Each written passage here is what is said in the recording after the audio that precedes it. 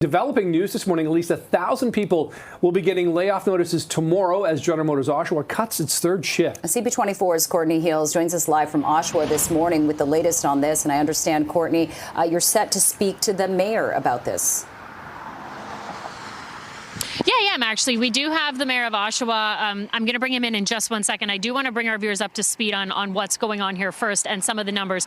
So the numbers in terms of the layoffs, we're hearing this from Unifor. This is the union representing workers here at General Motors, not just direct employees, but also people who work with suppliers. We're hearing as many as 1,000, perhaps more people who will be laid off as soon as tomorrow. This was something that General Motors announced last year. It was back in May, saying they were eliminating the third shift. That shift is specifically from 10:30 at night to 6:30 in the morning. What we're hearing from the union, there will be seniority, so people who maybe have only been working here for a little while would be more at risk of receiving a layoff notice. But there's no question, this is just devastating news for those who work here, for, of course, this community. This is a major employer. On that, let's now bring in Oshawa's Mayor, Dan Carter. Good morning, Mayor. I know this is really difficult news for you and for the people who live here in Oshawa. Let's talk about the impact if as many as 1,000 people end up without work here.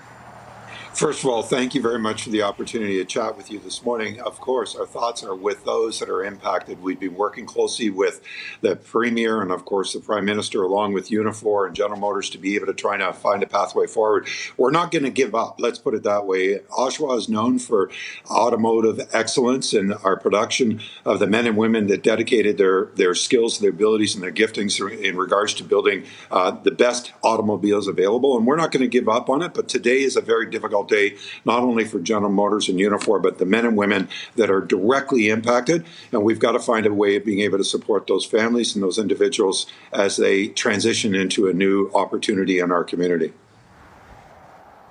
And I mean, our thoughts are with those many people who I'm sure are trying to figure out what their next steps will be. Mayor, in terms of the numbers, what are you hearing? And I'm wondering if you can kind of speak to the different roles here at GM, because it's not just people who work directly for the company. It's also a lot of suppliers, a lot of companies that are very connected here to GM.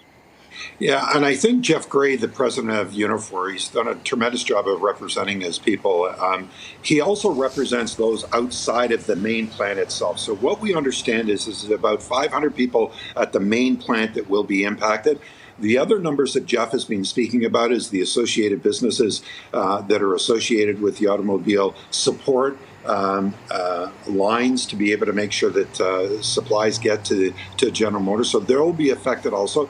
We're hearing something like 700 there, but we're trying to confirm those numbers. The reality being is one is too many. And that's what we're concentrating on, is making sure that we keep these conversations going with the provincial government, the federal government, Unifor, and General Motors. Let's look for a pathway forward. Let's figure out how we can get product into Oshawa, because these men and women do a tremendous job in regards to building these automobiles.